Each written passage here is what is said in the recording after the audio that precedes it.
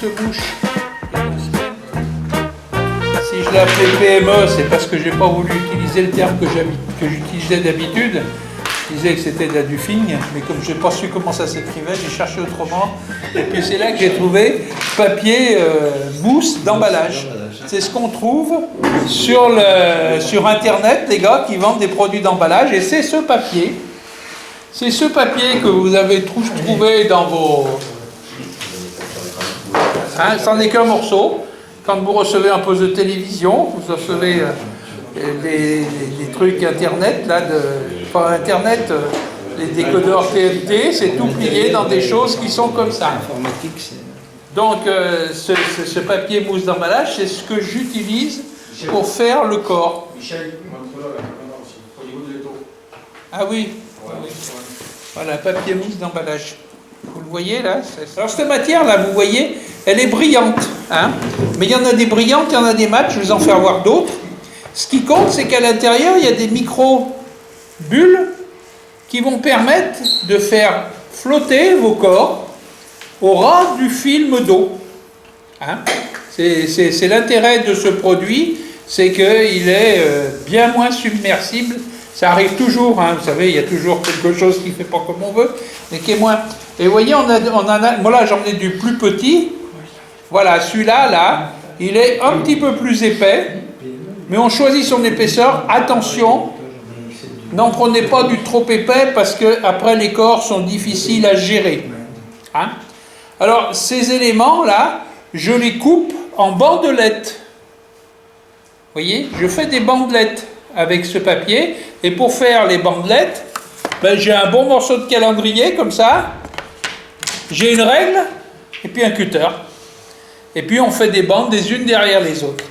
Et pour pouvoir bien couper ce papier, ben, il a un sens à couper. Si je le fais dans ce sens-là, ça va. Si je le fais dans celui-ci, vous voyez, ça se tord. Et si je le coupais dans ce sens-là, la bandelette n'aurait pas la résistance suffisante et elle se déchirerait quand vous mettrez de la traction. Donc il faut vraiment le couper dans ce sens-là pour avoir... Oui, non, mais c'est pas... Je faisais voir au-dessus. Hein. C'était pour faire voir sans la caméra.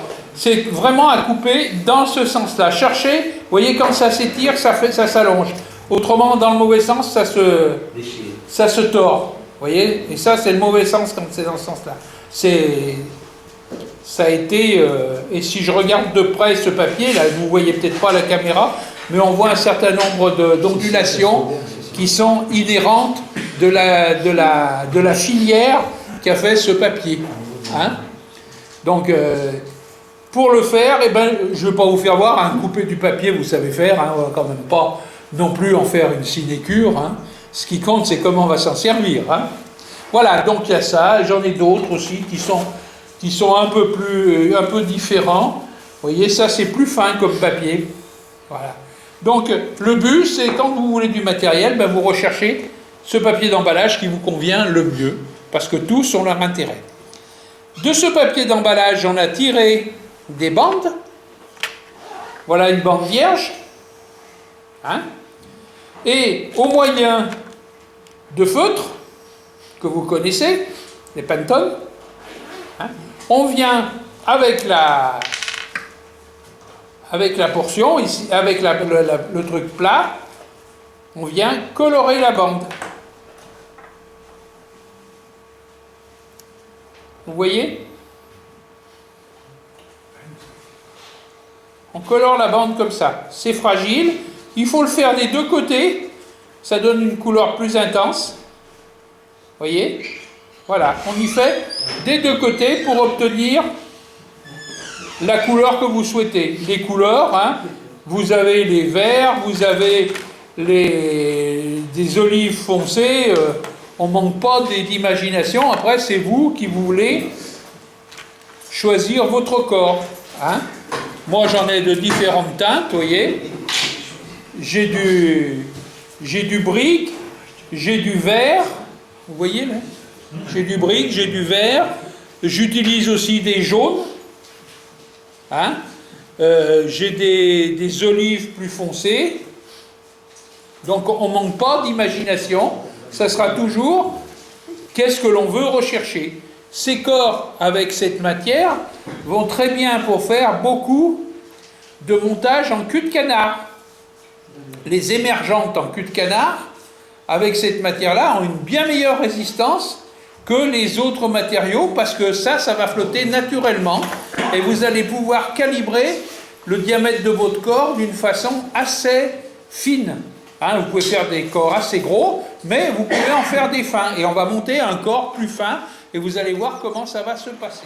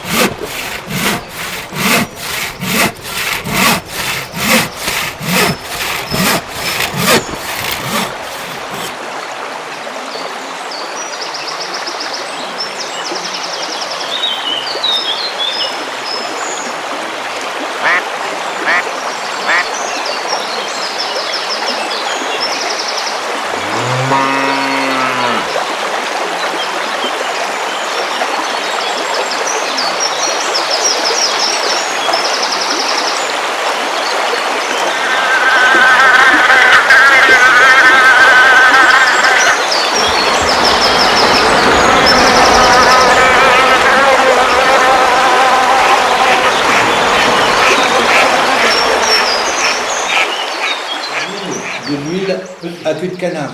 T'en mets légèrement dans tes mains. Tu mets une goutte d'huile. Tu le mets dans tes doigts. Puis ensuite, tu fais ça avec. Il ne faut pas en mettre en excédent. Déjà, le cul de canard est un matériau qui est naturellement gras. Donc forcément, il faut en rajouter un petit peu parce que l'inconvénient qu'on a sur les plumes teintées, c'est que par la teinture, une partie du suin, enfin je ne sais pas comment on dit, oui, du suin, s'en va.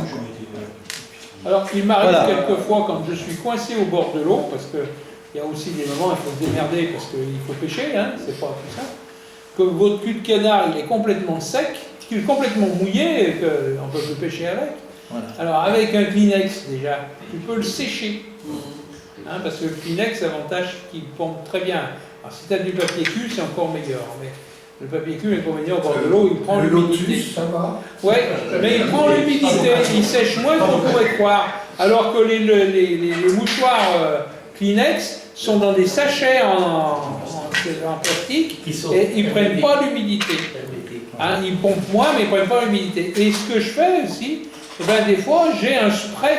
Ouais. Et avec un spray, tu tiens ta mouche assez loin avec le spray pour que ça soit juste les quelques micro-gouttes de gras qui viennent se coller dans les barbus.